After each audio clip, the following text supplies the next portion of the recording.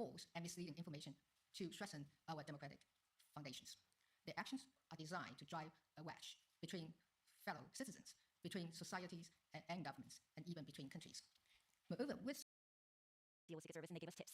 I give my speeches in the actual presidential palace. And that alone is so powerful, to not be in democracies in denial about the truth, or they want to hide from it, or they're just afraid to have these conversations. So I think there's nothing more important than the kind of series you've made where we can discuss. Do you want to talk a little? My father has been called a troublemaker, and indeed he made good trouble. My father's my hero. I know him as someone who laughs easily, but would also cry on occasions. When asked about prison by one of his to be in the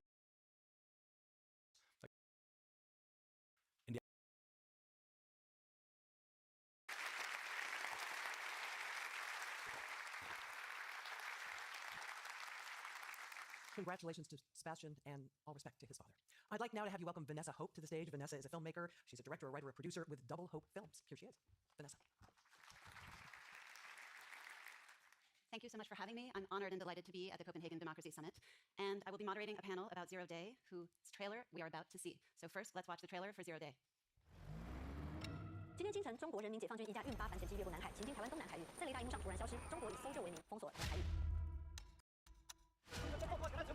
We see many American citizens of Chinese heritage in line for evacuation. 越南政府说要派船到我们回去。追究被告人谁到？从内部访查。当年遇见解放军，他们还要在这里放新闻吗？我们可以逃去哪里呢？带回原告状。完成和平统一。拿走。你有自由，就不是台湾。 And now I would like to bring out the actor Janet Shea and producer and screenwriter Xin Mei Zheng. Thank you. So this is a very exciting democracy summit to attend. Yes.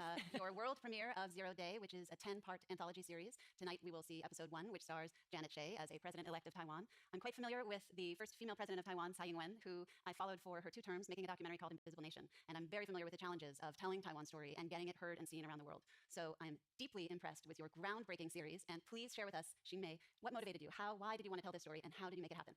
Okay, first of all, I'm honored to be here, and I was a journalist in Taiwan for 16 years. And yes, sorry, first let me introduce Xin Mei Zheng. I'm too excited about the series we're going to see. Xin Mei Zheng is a journalist for 16 years, covering politics and crime in Taiwan before going into film and becoming a screenwriter and working in television. Yeah, then I turned into a screenwriter, and so I care about the politics and the society, the situation of society is very much. And I noticed that Taiwan has been stricken by China since 1949. It's over 70 years already, but we have no any works to talk about it, and especially the film and the TV drama. And I think the tension between Taiwan and China is getting seriously recently. Especially, I have seen what happened in Ukraine. I have seen what happened in Hong Kong. So it actually I'm scary, and I think. Maybe it's time we tell about this story, because Taiwan is a freedom country. And if we don't tell the story of how Taiwanese people facing the coming world, maybe we have no chance anymore in the future. Yes.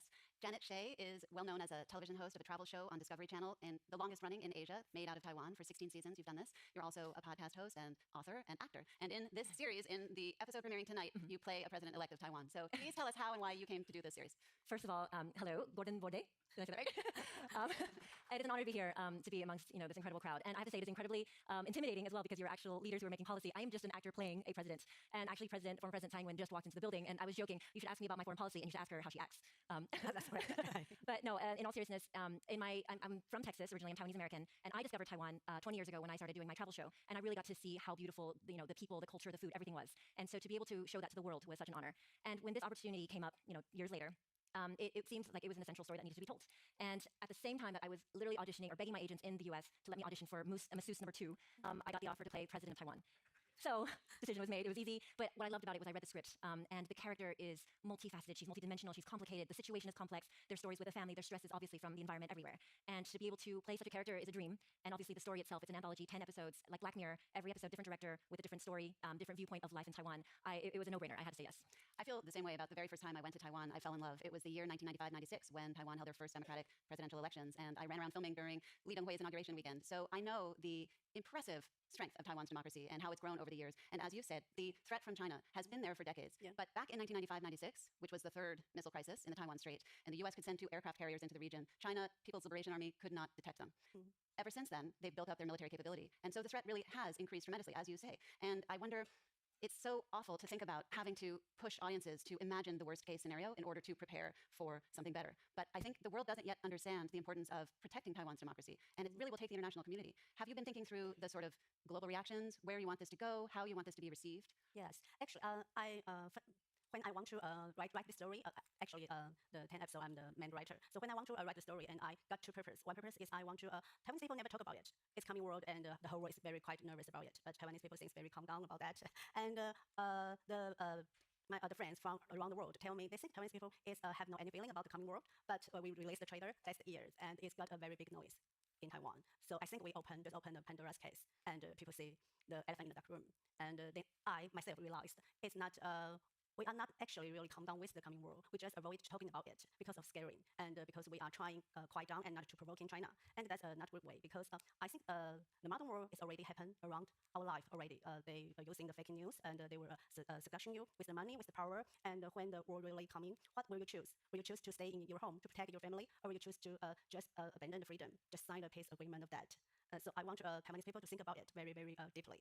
That's one of the reasons. And the other reason I want to tell the whole world to know Taiwan is different from China. Yeah. When you watch the 0 Days, and you can understand what's the difference between Taiwan and China. We are free, we are a democratic country, and that's the biggest difference. And Taiwanese people has choice. Yeah. And that's the main speech of the Janet, my character. But, yeah, as a president. Yeah. The main thing I want to tell the whole world. Yeah. And we want the support. If the war really coming, we want the support from the other country. Don't take it as a civil war. Take it as an invasion. Yes, it's true. You know, even in a recent television series from the United States called White Lotus, one of the characters makes a joke not knowing the difference between Taiwan and Thailand, which is still common, unfortunately. And it's more difficult to tell Taiwan with China, because the official name of Taiwan is Republic of China. Yes, yeah.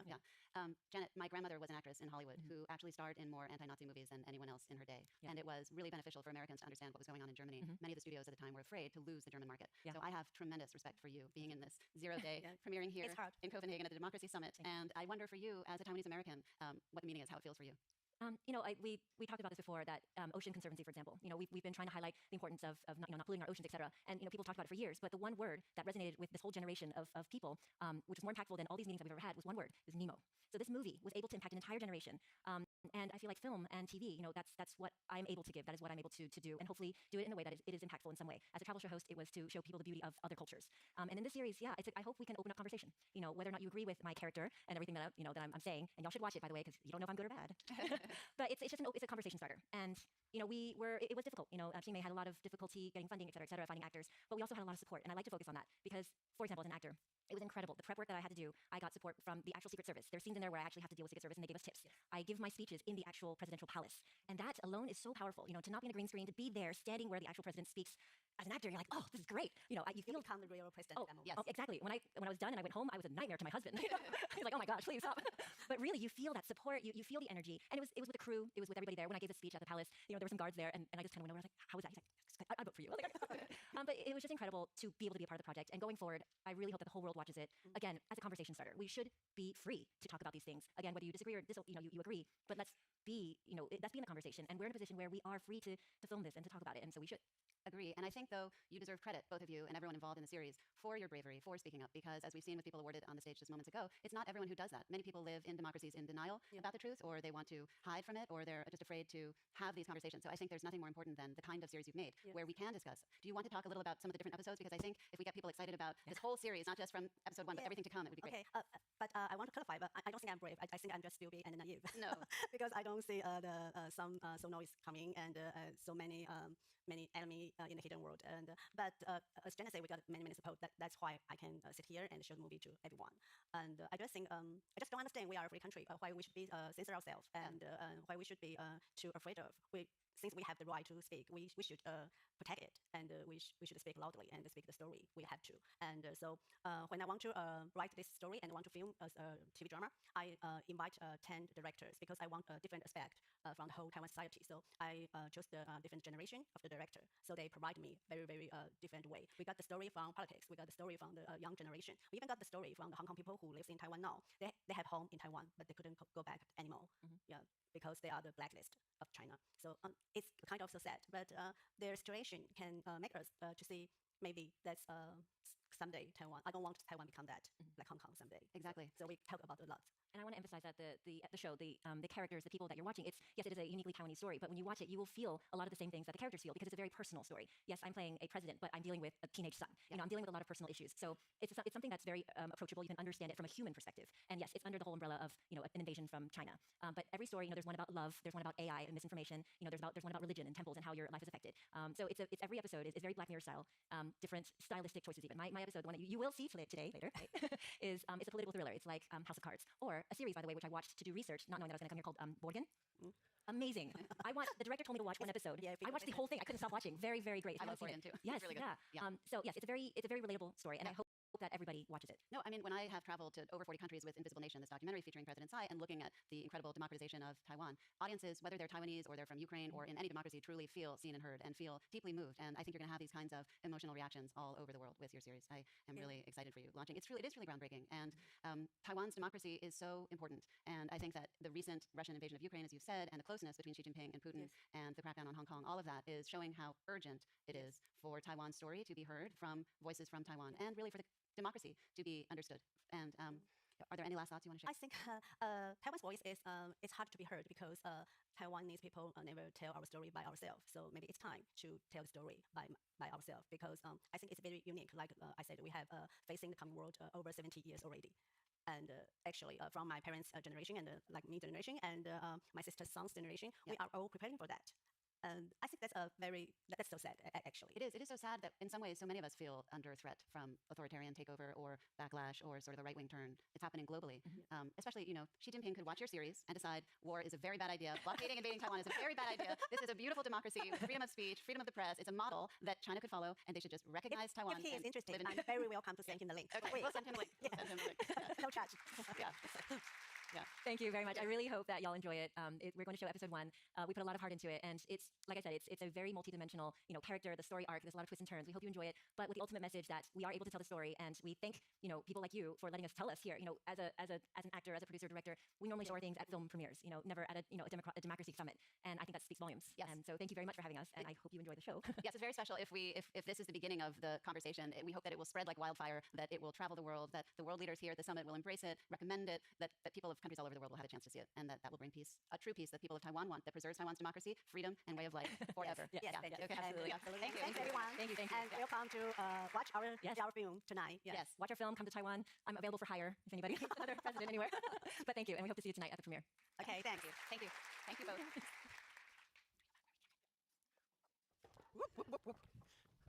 It is my honor to introduce yet another distinguished speaker. We have with us Mantas Adominas. He is the former Lithuanian Deputy Foreign Minister and Secretary General of the Community of Democracies. Please welcome him.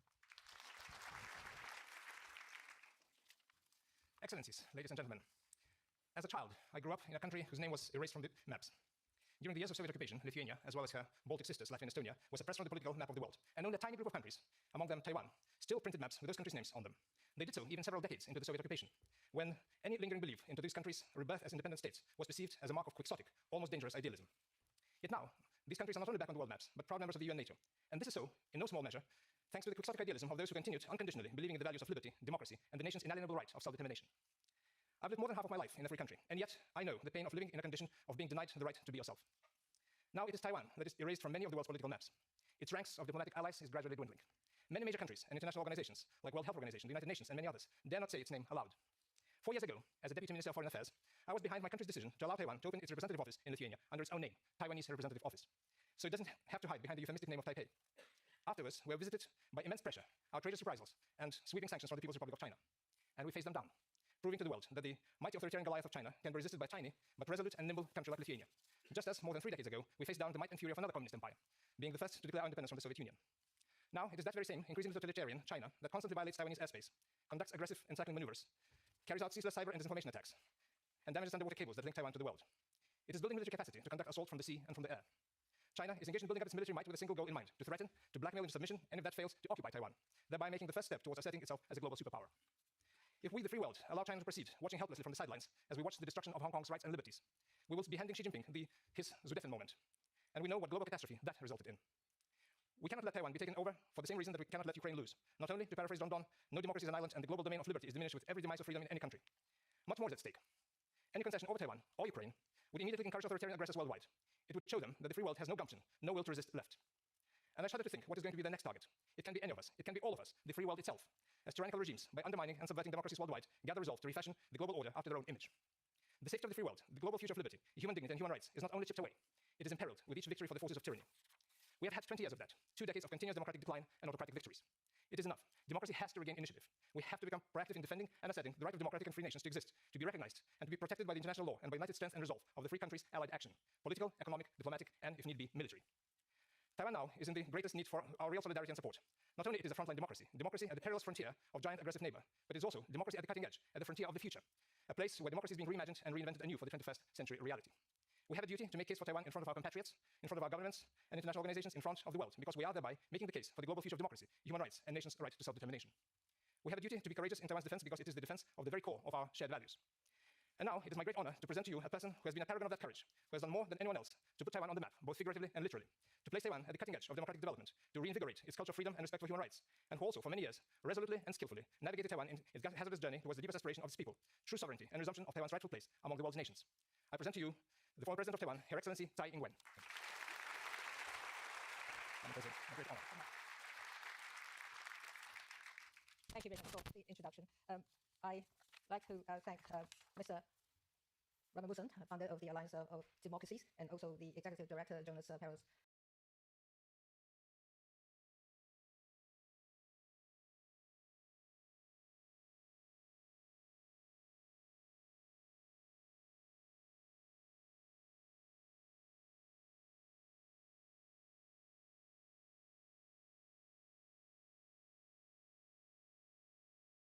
Plessner for inviting me over to meet with you and to give you to provide you with the information as how we are trying to make ourselves stronger and survive. So, distinguished ladies and gentlemen from the public and the private sector, ladies and gentlemen, good afternoon.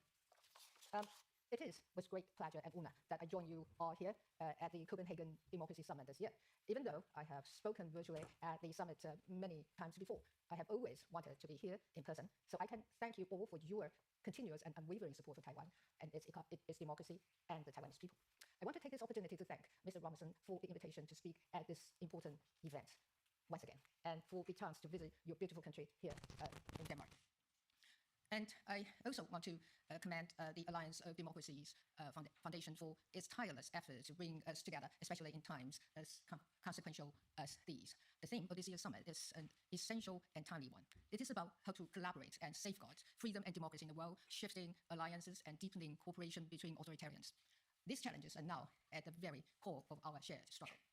As we remind ourselves that there are core values that transcend other differences, we are now facing a new world order. And this new world order, the way democracy deals with one another, has become quite fickle. Therefore, we must be clear in our goals and missions, and we must be creative and innovative. This way, we can then collectively and effectively strengthen our security and defense, and only then can we preserve the values we hold dear. We met today in the aftermath of what has been called the super year of elections, a year that brought dramatic changes in leadership and legislative dynamics across the democratic world. This new geopolitical landscape can be defined by uncertainty and unpredictability surrounding the existing trade and security orders. The uncertainty stems from the shifting world order, as all the assumptions about alliances and the role of major powers are now being called into question. Moreover, around the world, the authoritarian threat looms larger than ever. This has challenged the security order that has been established since the end of the Second World War. Democracies are now finding themselves in a situation where security responsibilities are being re-established or disputed. The European Union now has the awareness and understanding that it should be ready to take additional responsibility in Europe's collective security arrangements such as NATO. In addition, unpredictability also arises from the rebalancing and redefining and understanding that it should be ready to take additional responsibility in Europe's collective security arrangements such as NATO. In addition, unpredictability also arises from the rebalancing and redefining of trade relationships. The trade conflict we are seeing now are challenging the decades-old international trade rules and order.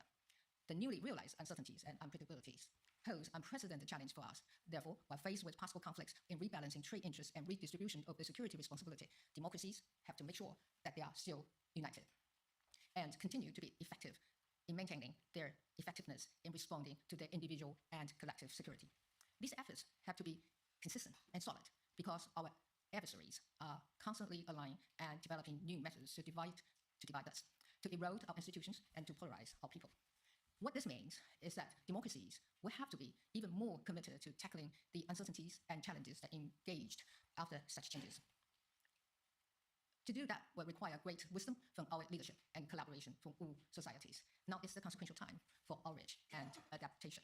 The rules of engagement have changed, so our collective strategies must evolve with them. At the moment, we are also in a dire need of a new strategy to keep our countries safe and our economies prosperous, making ourselves resilient in the face of changes, challenges, and resilience is the key word. And it is not just a buzzword. It is the scaffolding of sustainable autonomy. It allows us to absorb shocks, adapt under pressure, and emerge stronger.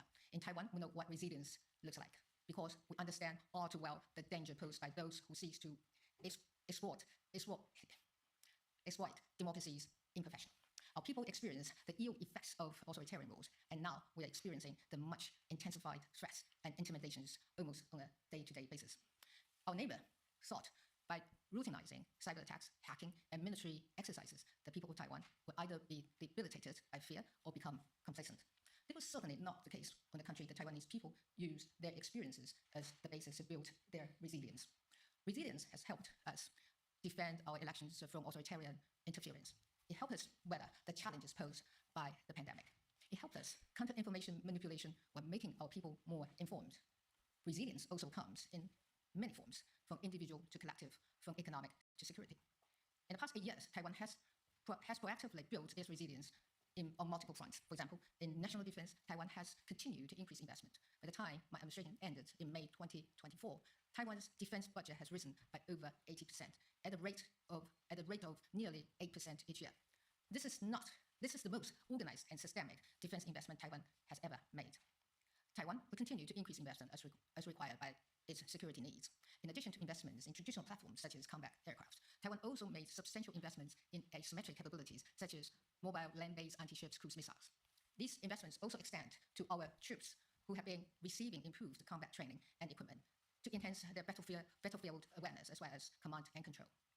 We also learned from the experiences of our friends in Europe and launched the All-Out Defense Mobilization Agency for reforms of reserve force training and for building whole-of-society defense resilience. These initiatives will maximize Taiwan's self-reliance in defense and societal resilience in the face of increasing threats.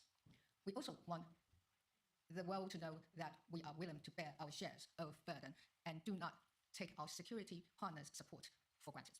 Taiwan has also fortified its digital infrastructure to withstand cyber threats and has coordinated with civil society to counter information manipulation. In this era of advanced technology, we all must contend with foreign information manipulation and interference, that is FIMI, as well as cognitive warfare. While technologies have given the public a platform from which to express themselves, they have also facilitated the proliferation of information manipulation. Ill-intended actors use social media platforms to spread false and misleading information to threaten our democratic foundations. Their actions are designed to drive a wedge between fellow citizens, between societies and governments, and even between countries. Moreover, with the rise of AI technology, cognitive warfare is becoming less restrained by language or national borders. It is now easier than ever to infiltrate societies through information campaigns that can have dire consequences. The divisions this creates have presented a substantial obstacle to democratic governance and cooperation. Therefore, it is essential that we also enhance our domestic resilience against such behavior with participation of diverse stakeholders. This includes the business community, local governments, civil society, and the media. It is through collaboration and information sharing that we can build a fortress against such intrusion. Having solid national defense and a stable domestic political environment is not enough. Taiwan's economic resilience is built on the concept of not keeping all the eggs in one basket. Through strategic partnerships, Taiwan has built an ecosystem that is ready to contribute to the secure global supply chain. Our high-tech sector, particularly in semiconductors, have become vital not only to Taiwan's economy, but also an indispensable part of the global economy. In an age where AI also defines power, Taiwan's chip industry anchors global prosperity. As the global order undergoes transformation, Taiwan remains a steadfast partner to the international community. Our commitment to democracy, human rights, peace, and prosperity has never wavered. Not only do we understand all too well that the damages posed by those who seek to exploit democracy's imperfection. The Taiwanese people have also experienced firsthand all effects of authoritarian rules. Taiwan's existence helped keep China's expansionist ambition in check. For the broader international community, Taiwan's existence shows that democracy can survive and thrive even when under constant threat. Taiwan's security is essential to regional stability and to defending democratic values amid mounting authoritarianism. We also understand the strategic interests of our partners, and we act in ways that strengthen them. Taiwan is uniquely positioned to serve as a high-tech manufacturing hub within the democratic camps. This manufacturing agility enhances global supply chain resilience, especially for partners in our region and beyond, and in sectors like electronics, green energy, and healthcare. I'm also confident that neither external aggressions nor domestic challenge can weaken the resilience of our people and our democratic system. Taiwan has shared and will continue to share our experience in resilience building with our friends from the international community. Our reliability is not measured only by slogans, but by our consistent action, even in the face of extraordinary pressure. I want to reiterate here that threats or coercion will never shake Taiwan's resolve to engage and contribute to the world. The people of Taiwan stand ready to strengthen cooperation with our friends from around the world in all areas where we share mutual interests. We're living through a profound transition in the global order, where long-standing assumptions are challenged. The world as we know it is being remade. But amid the urgent uncertainty, one thing remains clear. That is, democracy and resilience are the bedrock of our future. Taiwan has shown that it is possible to stand firm against authoritarian pressure without losing our openness, our humanity, our democracy. We offer our experience as proof that democracy, despite imperfect, is enduring and can resolve the most difficult challenges. Taiwan always looks forward to being joined by those who share the same desire in facilitating and safeguarding stability and peace. And Taiwan also stands ready to share with international partners and with its decades of experience and lessons learned. So our region and the rest of the world are more prepared and equipped to maintain what is so precious to us, that is the freedom and democracy we all enjoy. But we will surely face other challenges in the future. I'm very confident that by being united and working together, we will always come out on top. I want to thank Mr. Robinson and Alliance of Democracies Foundation again for the invitation. It is such a great pleasure to be here and be among you all. Thank you.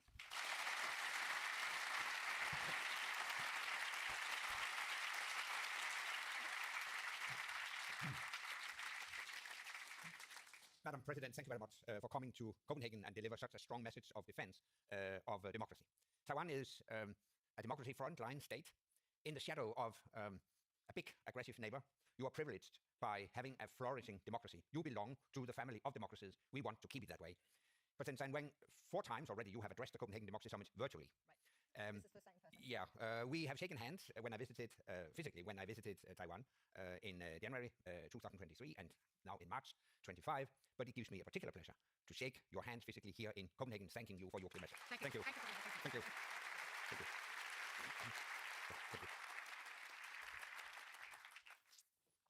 Well, it has been a busy day with lots of opinions and lots of ideas. Anders, what would you say your big takeaway was? Actually, my biggest takeaway is that I'm a bit more optimistic by the end of the day than I was at the beginning of the day. And more specifically, I would point to 3 takeaways. First, I think we send a very clear message here from Copenhagen that it takes hard defense to defend democracy.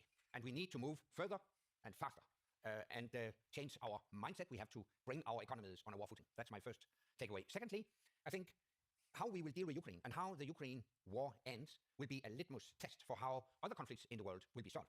We have just heard about Taiwan. We heard earlier today about Moldova. They are watching closely what is going on in Ukraine. And if we allow Putin any success in Ukraine, it would send an extremely dangerous signal to the rest of the world. Xi Jinping would conclude, and if Putin can take Crimea without any cost, then I can take Taiwan without any cost. So if we show weakness, that will be exploited by the autocrat. That was my second takeaway. And then thirdly, I agree with those who have argued that we should not give up the US. As I said this morning, I've always admired the US, and I consider the US still as a natural leader of the free world. But if the US has decided to retire from that position, then others must take over. And in the run-up to this summit, I have launched the idea of creating what I call a D7. 7 solid, stable democracies in the world should work closer together to counter coercion from China and maybe also from the US. 7 entities and countries should be the EU, the UK, Canada, Australia, Japan, South Korea, and New Zealand. Together, we would represent 30 to 40% of global economy. That would be a formidable force if we work together. So I still believe in an alliance of democracies that can be joined by whoever share our values. But if they want to retire, then we can continue without them. So I think these are my 3 key takeaways from today. Gordon, what about you? I share Anna's fascination for the US, and I share his optimism. I still leave and wrap up the day with a bit of confusion how much we discuss the position of the US. We should actually fully focus. We should actually be able to fully focus on what Ukraine needs, or maybe what is needed in other crises. But we come to a point where we are not sure whether the US is part of the solution or part of the problem. I think this is a striking takeaway for me, but I will stick to your optimism in the first place. And I think we just need to be more creative, and as long as we discuss the things among like-minded politicians and active people, I think we're on a good path. I'll be Debbie Downer. As the American on the stage, I was most struck by the Democracy Perception Index and the tumble in the opinion of the United States and its leadership. And that's what I'm feeling on my shoulders as we leave here, how much things have changed in a very short period of time. Sorry to be the pessimist, but I live in Washington. Anyway, remember, all of you, we have a film screening tonight at 7:30. This is a world premiere, an exclusive. Be there, be square. Tomorrow, we're going to be talking about technology and democracy, the pluses and the minuses. And we're also going to have our Democracy Tech Entrepreneur Competition, which is always fun. And now I'd like to say, go have a drink. Thank you all. Thank you. Thank you. Yeah, thank you. Thanks, Gordon. Thanks.